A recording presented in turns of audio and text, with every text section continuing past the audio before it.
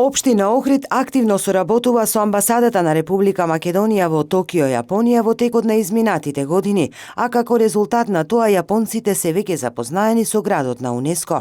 Јапонска помош и изминатите години пристигнуваше во градот. Преку амбасадата на Република Македонија во Токио во изминатите неколку години се остварени низа корисни проекти или иницијативи, а една од таквите иницијативи е секако воспоставувањето на соработката помеѓу Хидробиолошкиот завод и Музеот на езерото Бива, вели градоначалникот на општина Охрид Никола Бакрачевски. Амбасадата е активно вклучена во координација со општина Охрид во промоција на охридската туристичка понуда. Знаете дека минатата година општина, односно Охрид, беше ставен во потесниот круг на 30 најдобри дестинации во светот, кој што беше во организација на Јапонската агенција на туристички асоциации, организиран во конкуренција на 169 земји, а исто така нашата амбасада во Токио беше активно вклучена и во процесот на соработка со Јапонската агенција за